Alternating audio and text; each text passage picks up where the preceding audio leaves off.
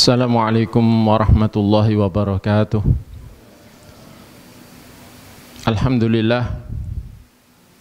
Alhamdulillahi wahdah, wassalatu wassalamu ala man la nabiyya ba'dah, wa ala alihi wa sahbihi wa man tabi'a hudah ila qiyamis sa'ah. Wa ashhadu an la ilaha illallah wahdahu la syarika lah, wa ashhadu anna Muhammadan abduhu wa rasuluh. Allahumma anfa'na bima 'allamtana wa 'allimna ma yanfa'una wa zidna ilma. Amma ba'd. Para bapak, para ibu dan saudara semuanya yang saya hormati, yang saya cintai karena Allah, yang semoga selalu dirahmati Allah. Alhamdulillah, segala puji bagi Allah Ta'ala yang masih terus mencurahkan kebaikannya dan nikmatnya kepada kita. Alhamdulillah, segala puji bagi Allah yang telah memilih kita untuk ditunjuki kepada Islam dan Sunnah, dan masih Dia beri hidayah taufik untuk menambah amal, untuk menambah bekal buat kehidupan kekal. Dan Alhamdulillah, malam hari ini kita juga masih diberi kesempatan, kemauan dan kemampuan untuk menambah pengetahuan tentang agamanya. Mudah-mudahan Allah memberi manfaat kepada kita dalam seluruh ilmu yang telah Dia berikan, dan menambahi untuk kita dengan ilmu-ilmu yang manfaat, yang bisa menambah amal soleh kita, keimanan kita dan ketakwaan kita, dan semoga kita dilindungi olehnya dari segala fitnah, segala godaan, baik yang berupa fitnah syubhat yang bisa menjerumuskan kepada semua paham yang sesat, ataupun juga fitnah syahwat yang bisa menjerumuskan kepada segala jenis maksiat. Dan insyaallah akan kita lanjutkan materi kajian kita mengenal Allah Ta'ala melalui nama-namanya, dan kiranya kita akan mempelajari nama-nama Allah Ta'ala yang kalau kita fahami dengan baik, kita akan mendapatkan kesabaran, kita akan mendapatkan yakni sifat kesabaran, dan tumbuh di dalam hati kita keridhaan, dan juga kita bisa mendapatkan yakni ridha Allah Ta'ala, karena selalu ridha kepadanya atas segala ketetapannya, baik ketetapan dalam takdirnya ataupun ketetapan dalam syariatnya. Dan itu adalah sangat penting. Amalan hati seperti itu sangatlah penting, karena inna aqrabal abdi ila ridha rabbih idza radiya bihi. Manusia yang paling dekat kepada ridha Tuhannya adalah apabila selalu ridha kepadanya.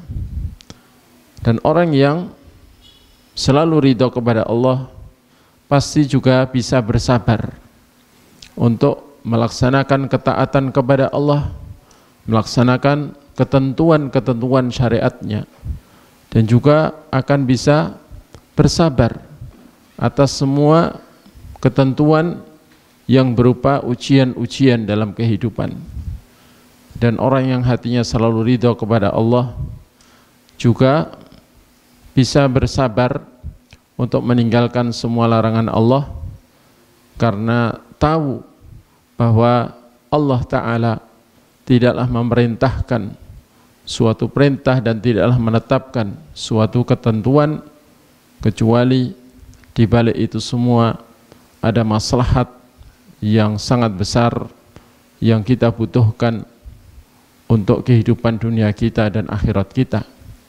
Dan tidak ada satupun yang Allah larang kecuali memang di balik larangan itu ada banyak mudarat, ada banyak mudarat untuk zahir batin kita, dunia akhirat kita, sehingga kita tidak akan bertanya kenapa ini diperintahkan atau kenapa ini kok dilarang.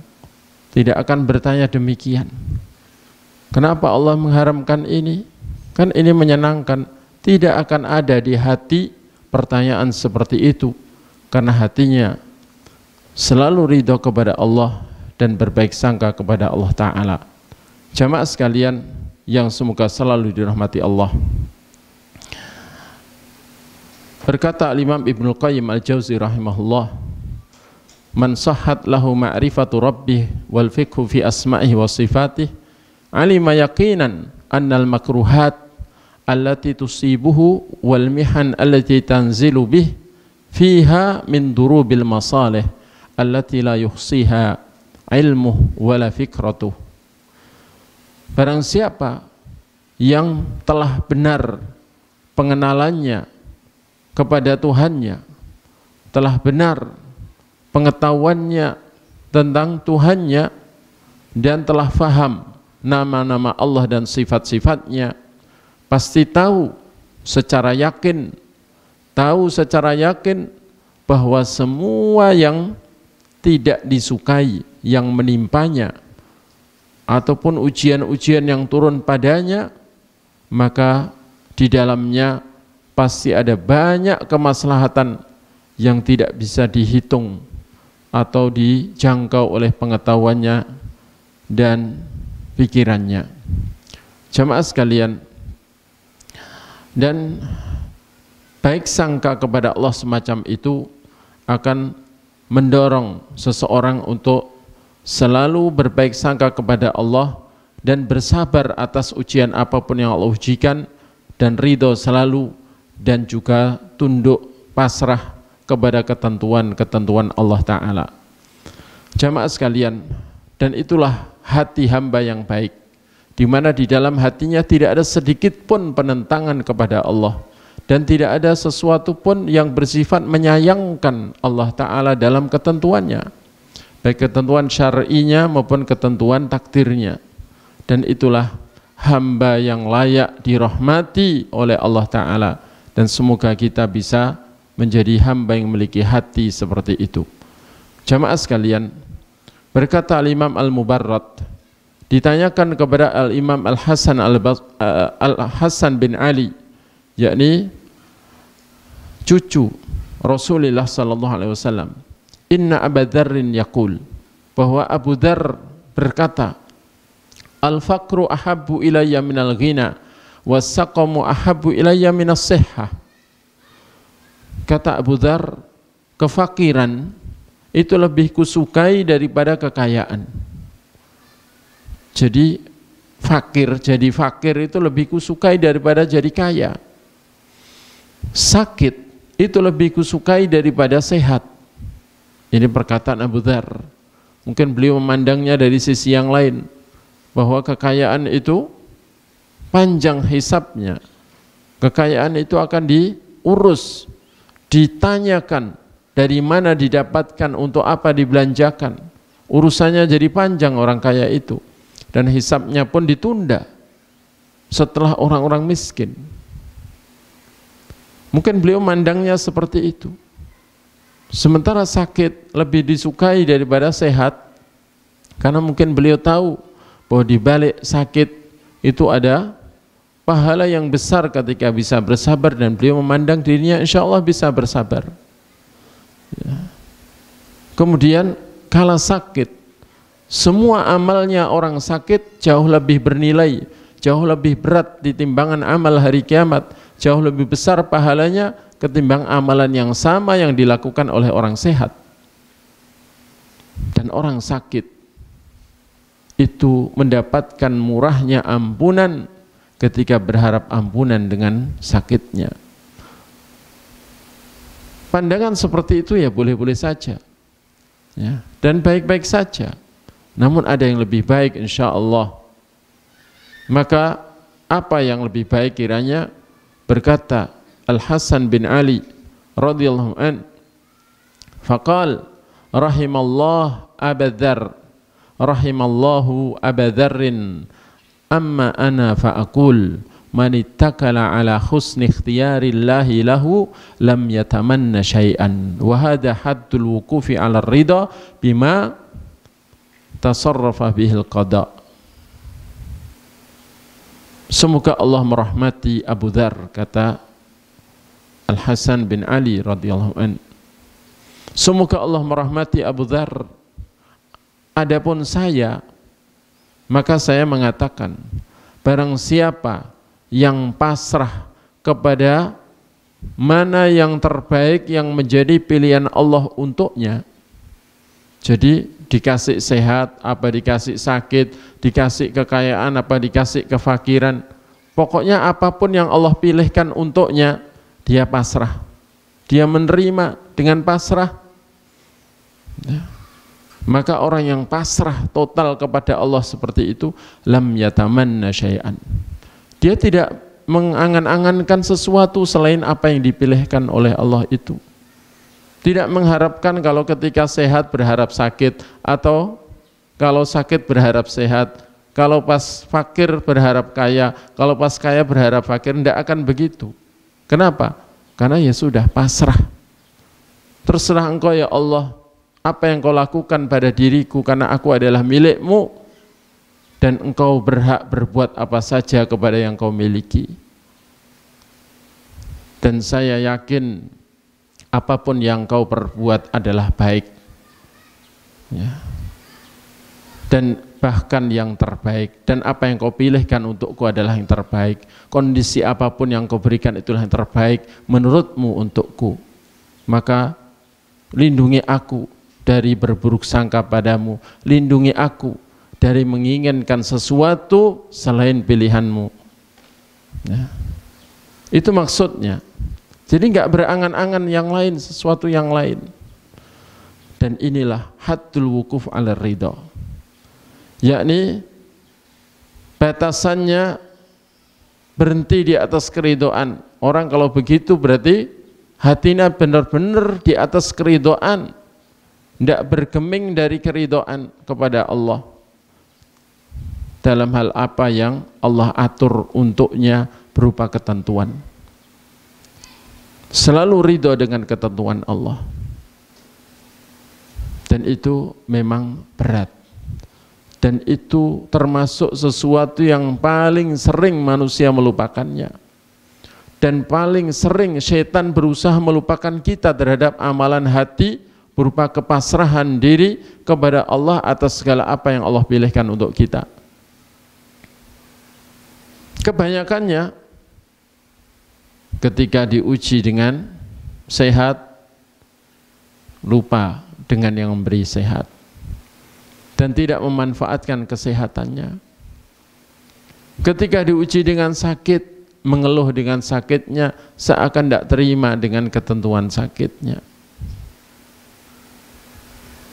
Kadang-kadang pasrah, tapi setelah putus asa,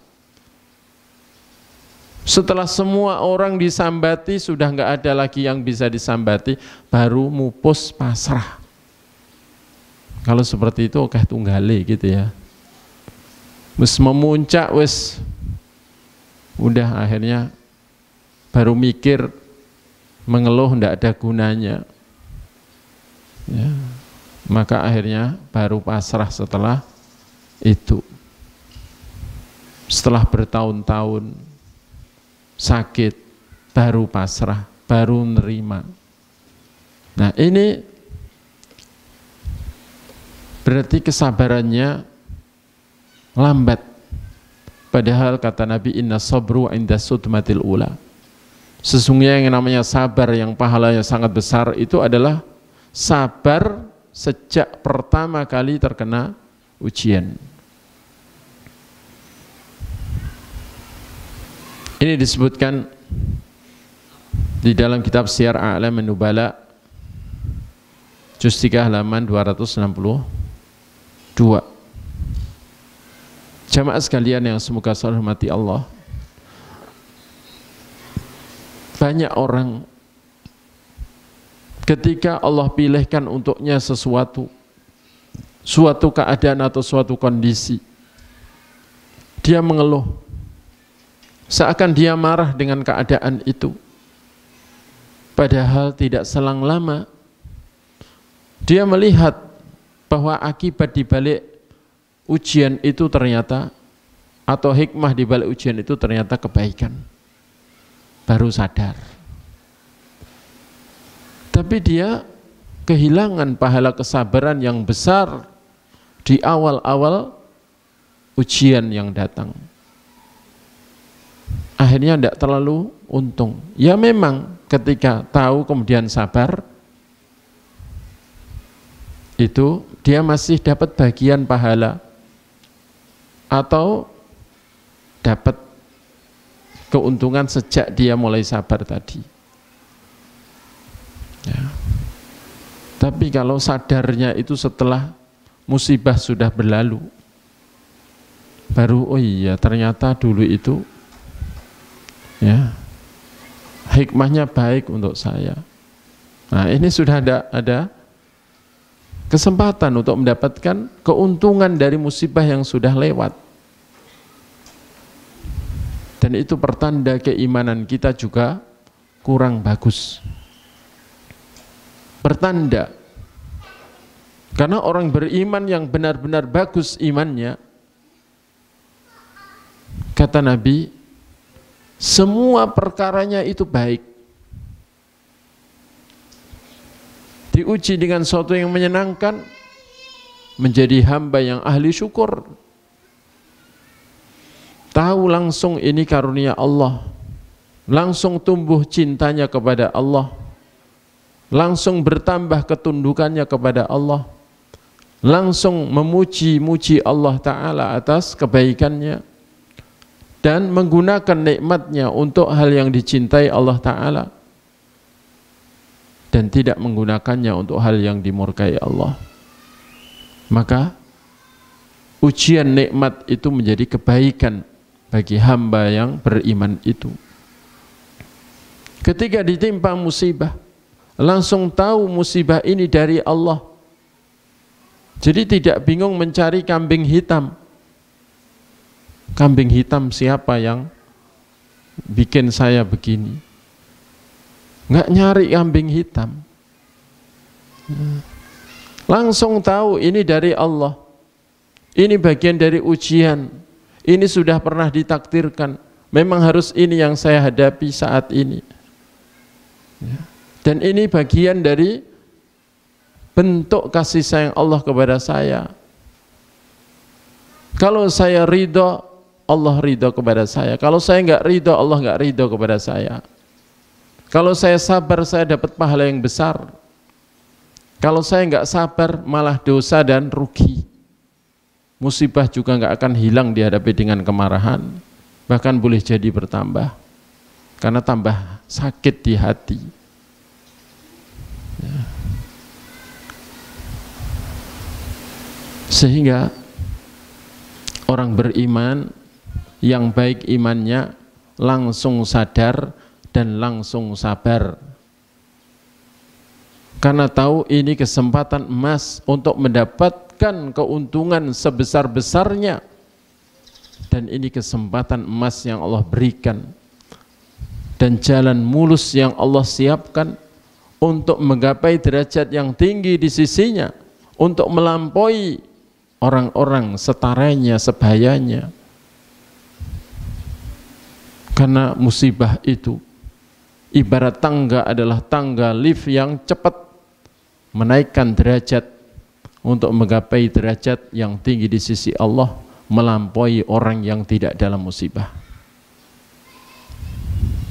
Karena itu Nabi kita melampaui semua, mengungguli semua Nabi dan Rasul yang pernah ada, bukan dengan jumlah amal. Nabi beramal hanya 23 tahun. Nabi Nuh beramal 950 tahun. Salat fardunya Nabi kita 5 waktu. Salatnya Nabi Musa dan Nabi-Nabi sebelumnya 50 waktu sehari semalam. Jelas Nabi-Nabi yang dahulu lebih banyak amalnya. Apalagi yang umurnya ratusan tahun, bahkan hampir 1000 tahun. Tapi beliau dengan 23 tahun dan sholat 5 waktu selama 13 tahun saja mengungguli semuanya. Dengan apa? Dengan kesabaran. Beliau manusia yang paling berat ujiannya, tapi beliau manusia yang paling sabar menghadapinya.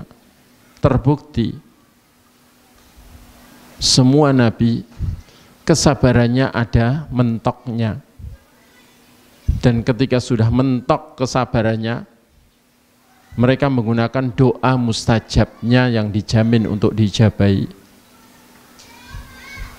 Ketika sudah mentok, gangguan sudah memuncak, gangguan dari musuh-musuh kebenaran, langsung wis nggak tahan, akhirnya doa mustajabnya dipakai untuk menghadapi musuhnya.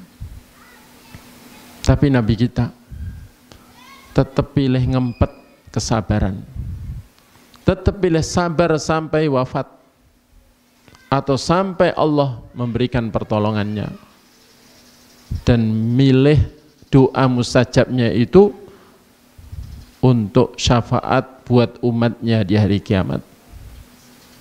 Ini menunjukkan betapa kesabaran beliau tidak tertandingi, tidak terbandingi oleh kesabaran semua Rasul yang pernah ada. Dan dengan itulah beliau melampaui semua Nabi dan Rasul. Tapi kalau kita diganggu dikit sudah langsung doa mustajabnya keluar, kan gitu ya. Jadi kita ini masih rendah kesabarannya karena kesadarannya dan pengenalan kita kepada Allah Ta'ala itu masih sangat kurang. Sering lupanya juga kepada sifat-sifat Allah yang baik, sering lupa dengan takdir ya. Karena mungkin kita juga termasuk hamba yang gampang telat mikir gitu ya. Mikirnya lama, setelah dinasehati baru oh iya ya begitu.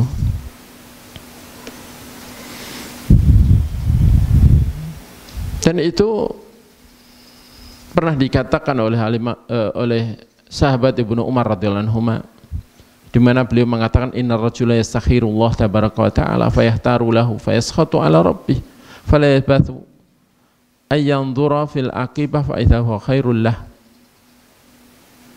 Sesungguhnya ada orang minta pilihan kepada Allah, istikharah minta pilihan kepada Allah, kemudian ketika Allah sudah memilihkan untuknya, dia malah marah kepada Tuhannya, kenapa kok dipilihkan ini, kok enggak yang itu, kok pekerjaan ini yang diterima, sementara pekerjaan itu yang kayaknya lebih enak kok malah saya ditolak di situ.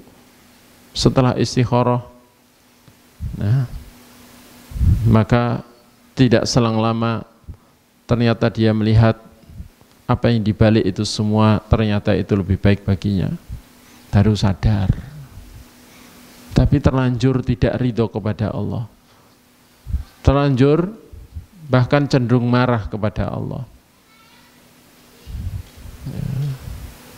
Itulah kerugian yang sering didapati oleh manusia, termasuk kehilangan kesempatan untuk mendapatkan ridha Allah Ta'ala. Jamaah sekalian yang semoga selalu dirahmati Allah,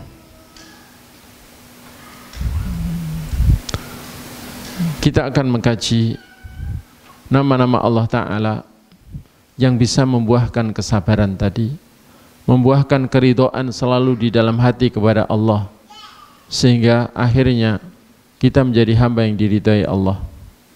Di antara nama Allah yang kalau kita fahami dengan baik akan menumbuhkan keridhaan selalu kepada Allah, dan keridhaan itu menjadikan kita sebagai hamba yang lebih sabar, adalah nama Allah Al-Hakimu, Al-Hakim. Allah Ta'ala mengatakan sabbaha lillahi ma fis samawati wa ma fil ardi wa huwal azizul hakim. Dan nama Al-Hakim di dalam Al-Quran termasuk nama yang sangat sering disebutkan. Dalam surat Al-Hadid di antaranya ayat 1, Allah mengatakan tadi, bertasbih kepada Allah seluruh apapun yang di langit maupun di bumi, dan dia itu maha perkasa. Maha perkasa lagi maha hikmah, maha perkasa lagi maha hikmah. Hikmah sering diartikan bijaksana. Dan hikmah itu meletakkan suatu pada tempatnya, mendudukkan suatu pada kedudukannya.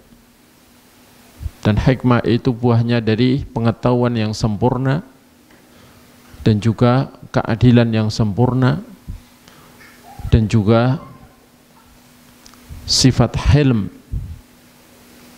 yakni bisa menahan marah, dan sifat yakni memberi sesuatu pada saat yang tepat dan melakukan sesuatu tanpa terburu-buru dan tanpa berlambat-lambat, tapi semuanya di saatnya yang paling tepat. Itu semua akan membuahkan yang namanya hikmah. Dan Allah Ta'ala dalam sifat hikmah adalah pada puncak kesempurnaan. Pada puncak kesempurnaan. Karena itu semua apapun yang Allah tentukan dan semua apa yang Allah ujikan, di balik itu semua ada hikmah.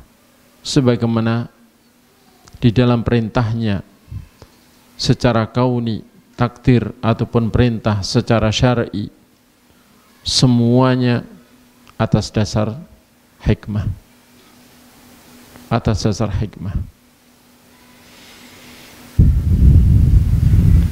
Dan makna al-hakim pada haknya Allah Ta'ala, huwa alladhi lahul hikmatul ulya fi khalqihi wa amrih, alladhi ahsana kulla syai'in khalaqah fala yakhluqu syai'an abatha wala yashra'u wala yaqdi suda.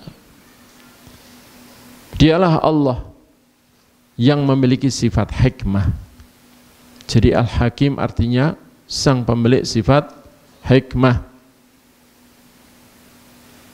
Bahkan hikmah tertinggi pada perbuatannya ketika mencipta atau pada semua perintahnya.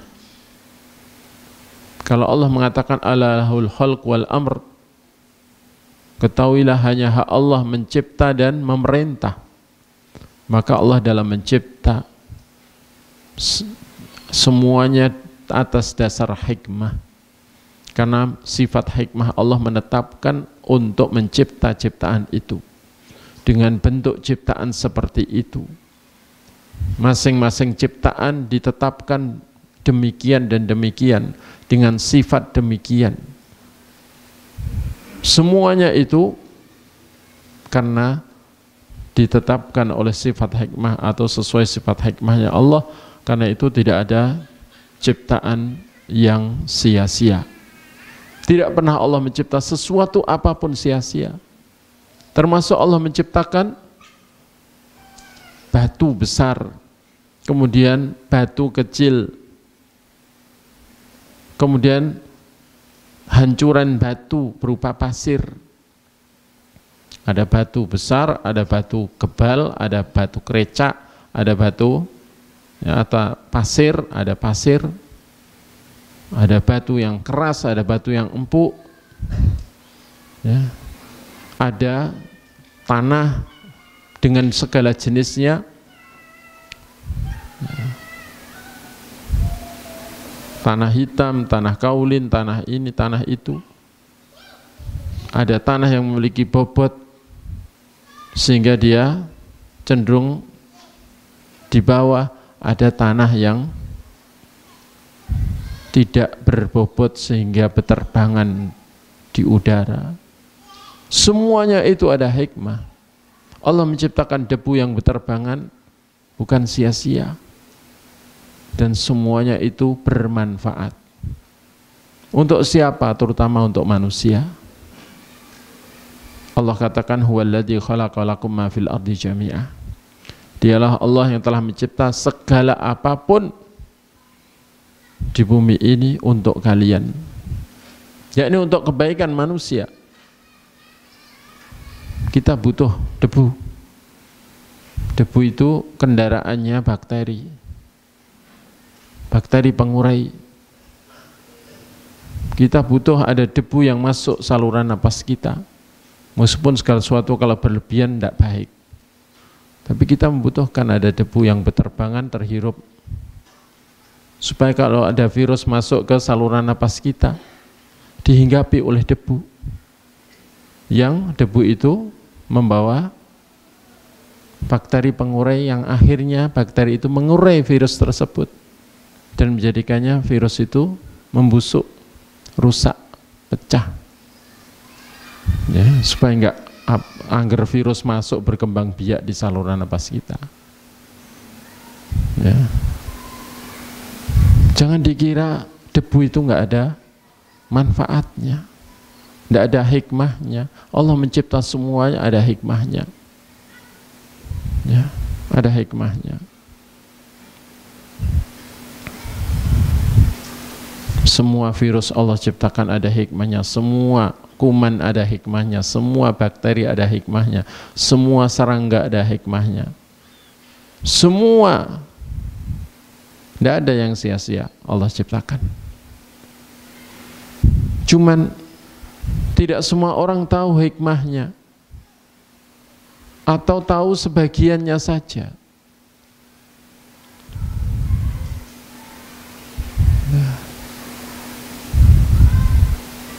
Yang jelas tidak ada yang sia-sia. Rabbana ma khalaqta hadza batila. Wahai Tuhan kami, tidaklah Engkau menciptakan apapun ini sia-sia.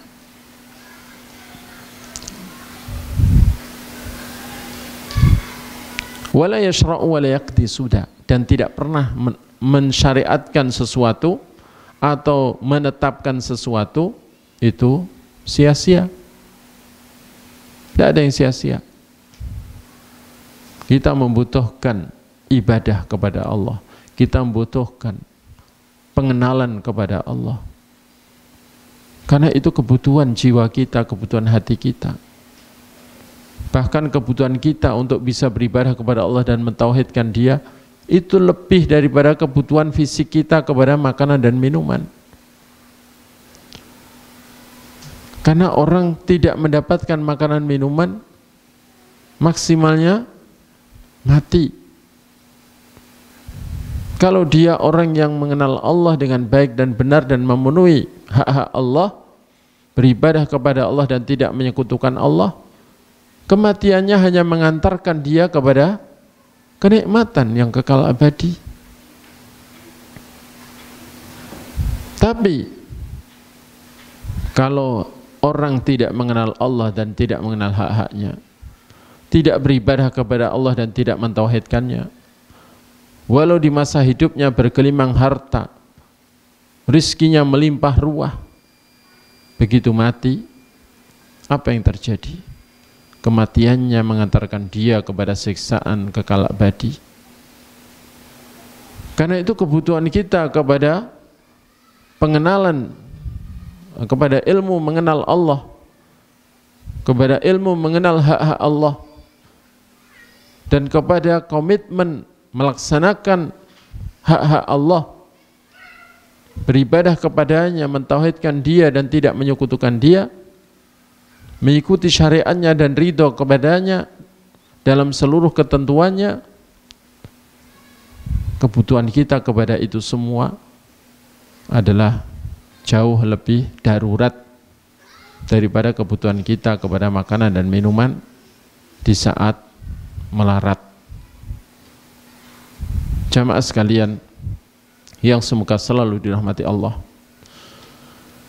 dan al-hikmah di antara wujudnya adalah wad'ul asya' mawadi'aha wa tanziluha manazilaha, meletakkan segala sesuatu pada tempatnya yang pas dan yang terbaik, dan mendudukkan segala sesuatu pada kedudukannya yang terbaik. Dan Allah Ta'ala itu dalam semua perbuatannya itu baik, bahkan kebaikannya adalah yang terbaik, ya. Karena perbuatan Allah itu berkisar antara kebaikan dan kemurahan dengan keadilan. Sifat adil juga baik. Bahkan lawan kata dari adil adalah zalim, yang zalim itu keburukan, dan Allah tidak pernah menzalimi siapapun walau dengan kezaliman sekecil apapun. Wala yadlimu rabbuka ahada. Wala yadlimu rabbuka ahada. Kata Allah, Tuhanmu tidak pernah menzalimi seorang pun walau dengan kezaliman sekecil apapun. Ini sudah Isya, biasanya adzan dulu. Silahkan. Kita lanjutkan. Dan nama Allah Ta'ala Al-Hakim dikatakan yatanawalu ma'nayain kabirain, mencakup dua makna yang besar. Al-makna al-awwal, makna yang pertama, mencakup al-hukum,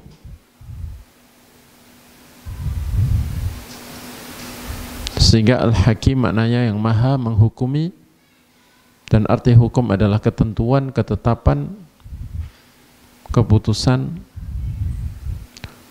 vonis,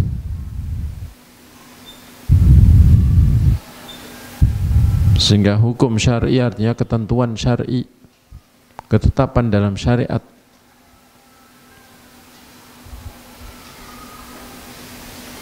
Ay anna lahu subhanahu al-hukmu kulluh fid dunya wal akhirah, yakni hanya hak Allah yang maha suci, hak untuk menghukumi, membuat ketentuan dan ketetapan semuanya, baik hukum di dunia maupun hukum di akhirat. Dan hukum di sini mencakup hukum-hukum yang tiga jenisnya, yaitu al-ahkam al-kauniyah al-qadariyah, ketentuan-ketentuan kauni secara takdir, ketentuan takdir, di mana itu pasti terwujud dan terjadi. Yang kedua, wal-ahkamud diniyah asy-syar'iyyah, ketentuan-ketentuan agama, ketentuan syariat, hukum halal haram, hukum wajib atau tidak wajib, dan berbagai ketentuan yang harus ditaati oleh seluruh hamba.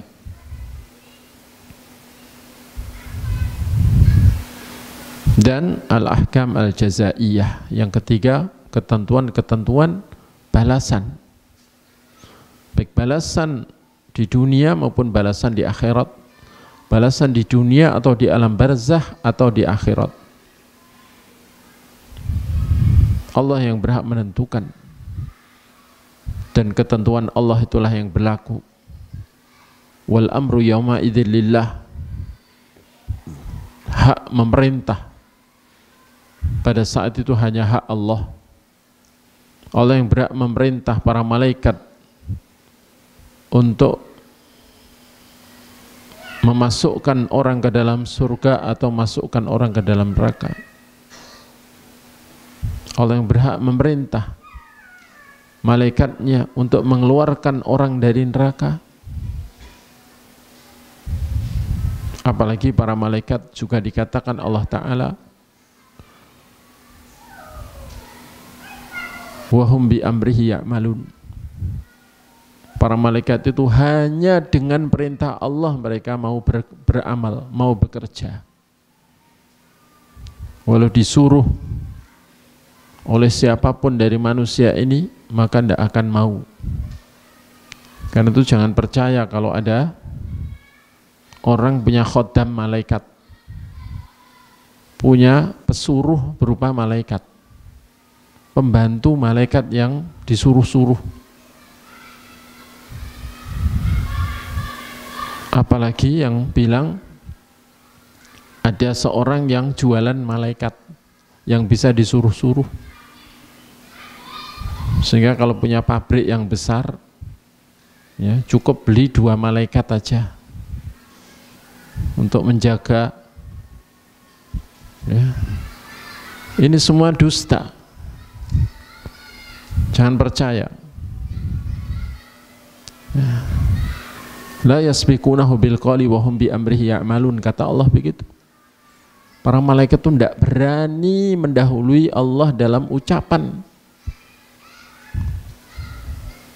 Dan wa hum bi amrihi ya'malun, mereka hanya dengan perintah Allah berbuat.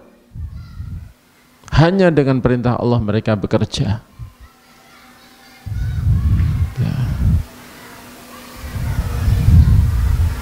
Yakini itu. Sehingga kalau ada orang cerita tentang syafaat, kok katanya Nabi kita mundar-mandir di sekitar neraka, kemudian melihat umatnya, kemudian manggil malaikat Malik, lek sini lek, itu umatku itu, tolong keluarkan. Itu semua cerita khayalan, itu namanya takhayyul. Akidah yang sumbernya khayalan. Syafaat itu tidak begitu. Syafaat itu berupa doa. Ketika Nabi diizinkan oleh Allah untuk berdoa, beliau sujud, berdoa untuk umatnya, beliau sujud dan memuji Allah dengan pujian yang Allah ilhamkan saat itu. Bagaimana memuji Allah di hari itu? Setelah itu Allah mengatakan, ya Muhammad isal tu'ta wa syfa'tu syafa', irfa' ra'sak wa sal tu'ta wa syfa'tu syafa'. Setelah dirasa cukup lamanya sujudnya Nabi kita, dikatakan, Muhammad angkat kepalamu, sekarang mintalah dan syafaatilah, niscaya syafaatmu diperkenankan. Kemudian Nabi berdoa. Kalau syafaat umma, syafaat teragung adalah meminta agar disegerakannya hisab untuk seluruh makhluk. Itu syafaat teragung yang itu hanya hak Nabi kita. Adapun syafaat khusus untuk umatnya, itu Nabi posisinya sudah di surga, karena Nabi orang yang pertama kali masuk surga. Sebagaimana kata Nabi sendiri, ana awaluman yuftahu lahu babul jannah wa ana awaluman yadkhuluha, aku adalah orang yang pertama kali dibukakan untuknya pintu surga, dan aku adalah orang yang pertama kali memasuki surga. Di sana ada maqam mahmuda, kedudukan terpuji, ada maqam syafa'ah. Di sana beliau mensyafaati umatnya. Berdoa, Allahumma akhrij min ummati man kana fi qalbihi mithqalu habbati khardalin min iman. Ketika sudah diperkenankan untuk mensyafaati, ya Allah, keluarkanlah dari umatku dari neraka, keluarkan dari neraka umatku yang di dalam hatinya ada seberat biji sawi berupa iman. Yang tahu di neraka di sebelah mana, dan yang memberi tanda dari umat Nabi yang imannya seukuran itu Allah Ta'ala sendiri. Kemudian yang menyuruh malaikat Malik untuk mengeluarkannya adalah Allah. Bukan Nabi yang nyuruh-nyuruh, bukan Nabi yang mundar-mandir yang lihat-lihat. Terus sebagian orang pengikut tarekat tertentu menggambarkan bahwa wali yang diwalikan, yang selama ini dipasrahi nasibnya, itu katanya juga nggak mau masuk neraka, masuk surga duluan, keliling dulu ke pematang neraka. Dikiranya kayak sawah, ada pematangnya, terus nemu pengikutnya dalam tarekatnya, terus nyuruh malaikat Malik untuk mengeluarkannya. Bahkan yang ngeri, ada keyakinan bahwa wali yang diwalikannya itu katanya di sana punya rantai yang sangat panjang, dicemplungkan ke neraka untuk ngambili pengikutnya. Ya, dikiranya neraka itu dangkal. Padahal kedalaman neraka itu kalau ada batu besar dicemplungkan untuk bisa sampai dasarnya membutuhkan waktu 70 tahun. Itu yang paling dalam. Itu berapa juta kilo atau berapa ratus ribu kilo. Rantai sepanjang itu bobotnya berapa ratus ton. Apa enggak keseret sendiri malah, ya kan? Belum lagi digandoli banyak orang. Kok enggak mikir?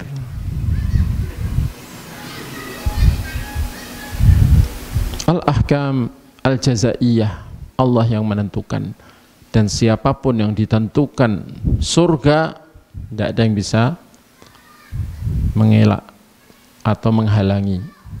Kalau ditentukan divonis neraka, tidak ada yang bisa menghalangi, ya. Dan ada kalanya orang itu dia amal kebaikannya sangat banyak, bergunung-gunung, tapi ternyata akhirnya bangkrut, amalnya habis dan akhirnya jadi ahli neraka atas vonis dari Allah Ta'ala. Karena itu jangan merasa sudah punya kaflingan di surga kemudian seakan mewajibkan Allah Ta'ala untuk memasukkan dirinya kepada surga, ya. Jamaah sekalian, jadi Al-Hakim bisa bermakna yang berhak menghukumi,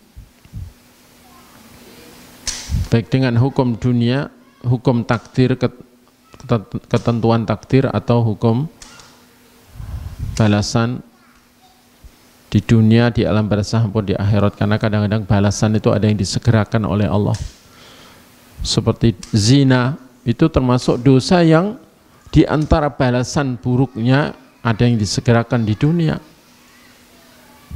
ya. Kemudian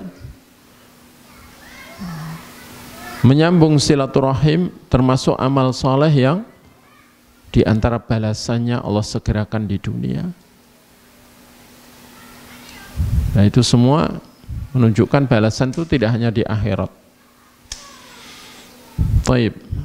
Kemudian makna yang kedua, al-ihkam, ay allati lahul hikmatul balighah fi khalqihi wa amrihi wa syar'ihi, yakni al-hakim bermakna yang memiliki hak, yang memiliki perbuatan ihkam, yakni menetapkan sesuatu berdasarkan hikmah. Karena dia memiliki sifat hikmah yang sempurna, yang tertinggi pada dalam hal mencipta, memerintah atau menetapkan syariat, sehingga dia tidak pernah mencipta kecuali berdasarkan kemaslahatan dan hikmah, dan tidak pernah memerintah dalam syariat kecuali karena hikmah dan maslahah, dan tidak pernah menetapkan takdir kecuali atas dasar hikmah dan maslahah. Cuman ada orang yang mengetahuinya dan ada orang yang tidak mengetahuinya hikmah itu.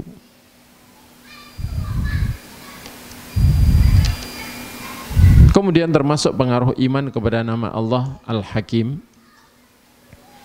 Yang pertama, syuhud athari hikmatih subhanah fi khalqih wa itqanih li sun'ih, bisa menyaksikan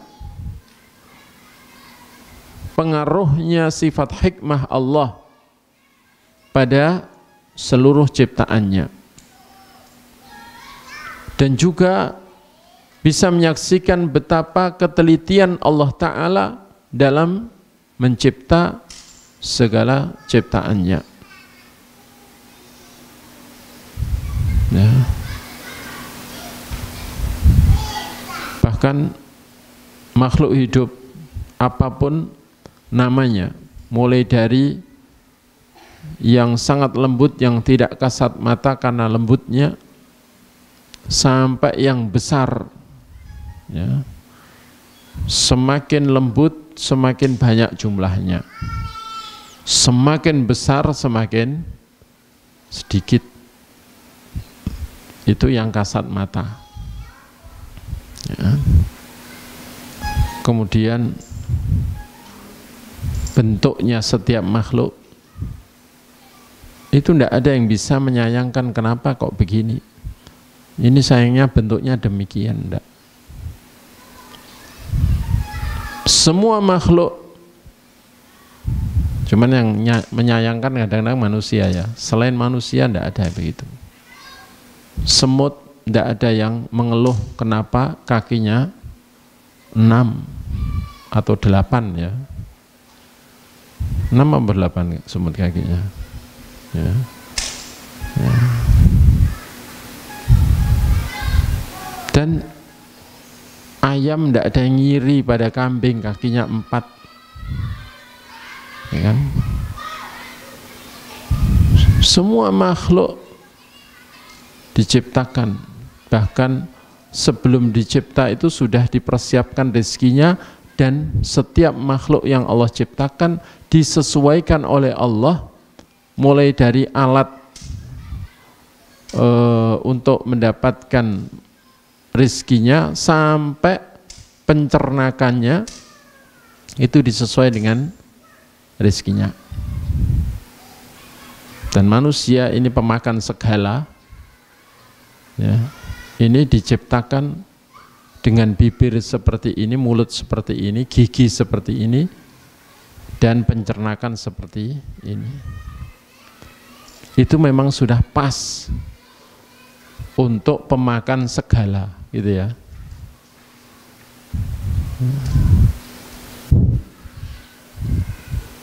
Sapi diciptakan seperti itu karena dijadikan sebagai binatang atau makhluk herbivora. Singa karnivora, dikasih taring karena tangannya nggak bisa megang alat untuk motong-motong daging, kan gitu. Nek manusia walau juga pemakan daging, tapi dikasih tangan yang bisa megang pisau untuk ngiris-ngiris daging, sehingga tidak perlu dikasih taring.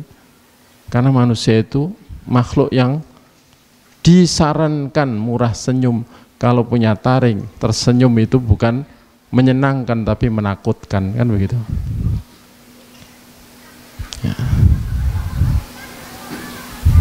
Jadi semuanya sudah Allah tetapkan dalam penciptaan begitu. Ayam rezekinya biji-bijian, patuknya, mulutnya dibuat keras ya. Karena kalau dibuat bibirnya kayak manusia, empuk, sering nyonyor, dia mengeluh, tidak pas, kan begitu. Tidak ada ciptaan ini yang kurang pas, tidak sesuai dengan rezekinya, nggak ada, semuanya sesuai. Ini menunjukkan bahwa yang mencipta maha tahu, maha sempurna dalam ilmu, dan juga maha hikmah, sempurna dalam sifat hikmah, dan maha tahu tentang apa yang paling maslahat untuk setiap ciptaannya ya.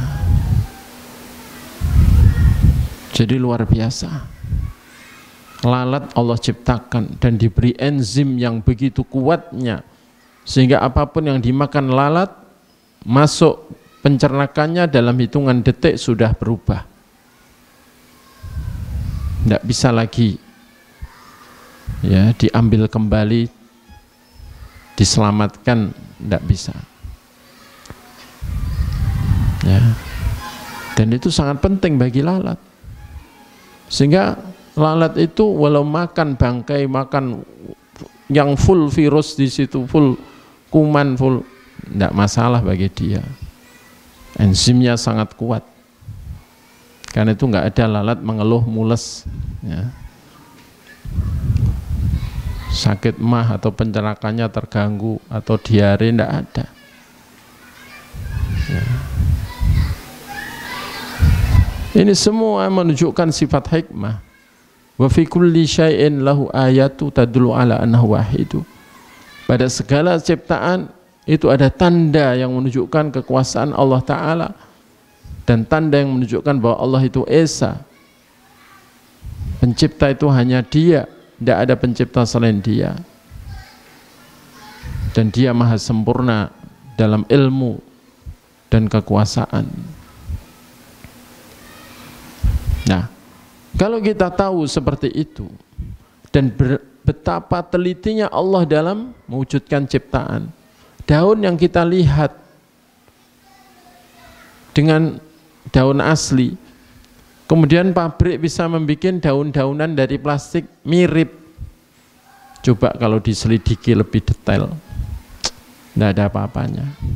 Daun itu ternyata begitu rumitnya, di dalamnya ada kapiler-kapiler, ada pori-pori untuk menyerap ini, di dalamnya ada dapurnya untuk masak makanan yang diserap oleh akar sampai ke daun, dimasak dengan pemanasan dari matahari, kemudian setelah jadi matang disalurkan ke lewat kambiumnya, kemudian masuk ke buahnya. Wah, super canggih pohon itu.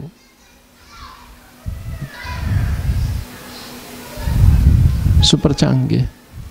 Kuku kita yang kita lihat ini ternyata juga ada pori-porinya dan juga ada saluran-salurannya, sehingga dia bisa tumbuh karena ada salurannya.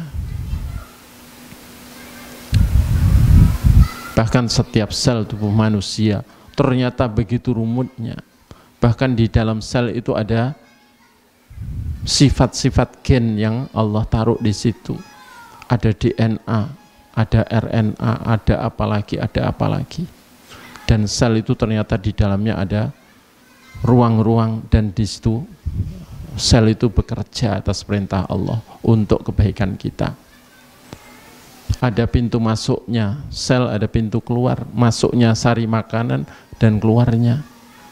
Sel darah merah itu juga punya ruangan untuk ngambil oksigen dari paru-paru, kemudian membawanya ke tempat yang mengolahnya, yakni ke jantung, kemudian disebarkan ke sekujur tubuh. Pokoknya akal kita pun tidak bisa menjangkau betapa rumitnya dan telitinya Allah dalam mencipta, yang itu menunjukkan betapa maha sempurnanya Allah Ta'ala. Ya. Dan kalau kita yakin seperti itu dan menyaksikan seperti itu, maka tentu tumbuh di dalam hati kita cinta yang besar kepada Allah Ta'ala.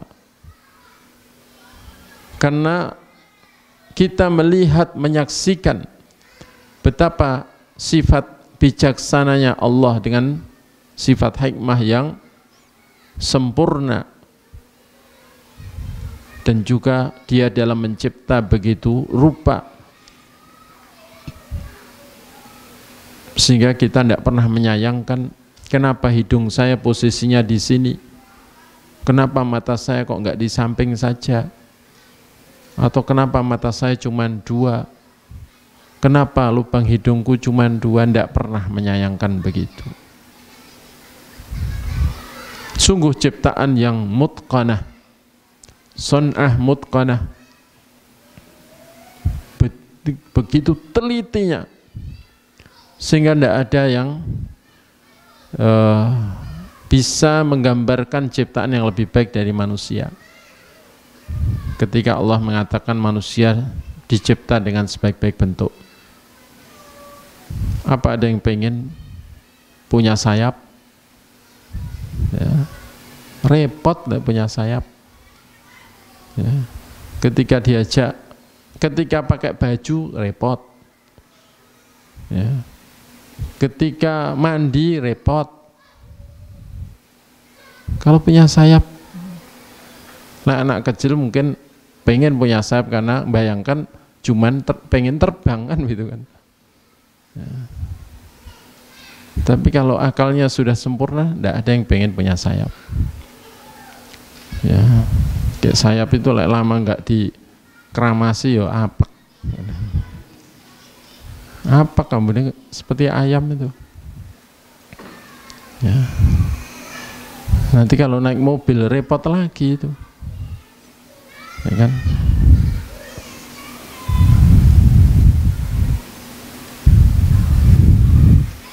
Kemudian belum lagi tahu ternyata Allah Ta'ala menjamin manusia dalam kehidupan ini dengan jaminan kehidupan yang baik ketika mau mengikuti syariatnya dan ketika mau taat kepadanya, bertakwa kepadanya. Dan ternyata terbukti orang-orang yang bertakwa memang bahagia dalam hidupnya. Ya. Kemudian hal itu juga membuahkan di dalam hati pengagungan kepada Allah dan rasa takut kepadanya dan malu kepadanya dan menjaga adab di hadapannya dan memurnikan seluruh ibadah hanya untuknya dan selalu mencari ridhonya dan menjauhi segala apa yang dimurkai olehnya, karena tahu keagungan dia dan kemahasempurnaan dia, dan tentunya dia kuasa dan tidak sulit baginya ketika berkehendak setelah hendak mematikan kita kemudian menghidupkan kita kembali. Itu bukan hal yang sulit bagi Allah ya. Karena dia maha kuasa beneran. Kemudian termasuk buahnya iman kepada nama Allah Al-Hakim, wa fi syuhudi athari hikmati subhanahu fi amri ad-dini asy-syar'i tadharu atharuha fi qalbil mu'min wa hayatihi kulliha. Dalam menyaksikan pengaruhnya sifat hikmah Allah dalam perintah secara agama, secara syar'i, nampak pengaruhnya di hati orang beriman dan di dalam kehidupan orang beriman seluruhnya, yaitu orang beriman yang tahu begitu pasti berusaha mewujudkan cintanya kepada Allah dengan cara yang sebenar-benarnya, sehingga nggak cuma ngaku cinta tapi ternyata ya itu hanya pengakuan di bibir saja. Dan termasuk bukti cinta yang benar kepada Allah adalah mencintai semua yang dicintai Allah berupa syariatnya yang dibawa oleh utusannya dan diajarkan dan dicontohkan oleh utusannya, sehingga bukti cinta yang benar kepada Allah adalah mengikuti ajaran yang dibawa oleh utusan Allah. Karena itu Allah mengatakan, qul in kuntum tuhibbunallaha fattabi'uni yuhibbukumullah wa yaghfir lakum dzunubakum. Katakan Muhammad, kalau memang kalian mencintai Allah, maka ikutilah aku. Karena apa yang ku ajarkan ini adalah ajaran yang paling dicintai Allah untuk kalian. Maka kalau memang kalian mencintai Allah, cintai apa yang Allah cintai berupa ajaranku ini. Ikuti aku. Kalau kalian mau mengikuti aku dengan baik dalam keyakinan, dalam ibadah, dalam akhlak, dalam menerapkan Islam, memahami dan menerapkan Islam, niscaya Allah membalas mencintai kalian dan mengampuni dosa-dosa kalian. Dan ayat itu memang ayatul mihnah dikatakan oleh para ulama. Ayat ujian yang disampaikan untuk membuktikan benarnya cinta kepada Allah ataukah cinta itu hanya pengakuan saja. Semua orang mengaku cinta kepada Allah, tapi benar nggak cinta atau cuman mengaku saja? Dibuktikan dengan seberapa dia mencintai ajaran Allah yang disampaikan melalui utusannya.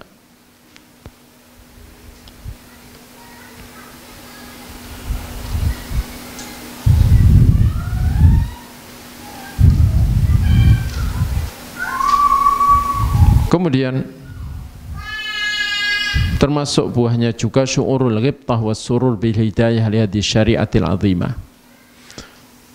Merasa gembira mendapatkan hidayah ditunjuki kepada syariat Allah yang agung ini.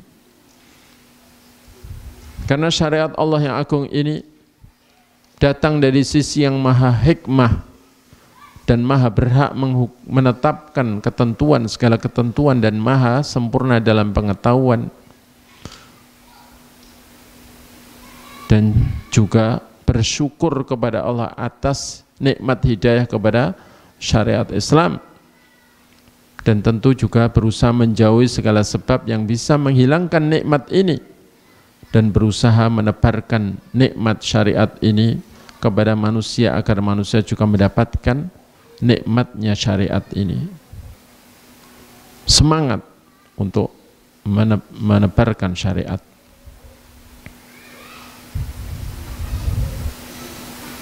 Dan termasuk buahnya iman kepada nama Allah Al-Hakim adalah al-id'an li ahkamid diniyah wa awamirihi syar'iyyah wal istislamu tamlaha wa alla yakuna fil qalbi minha adna ribah wala haraj.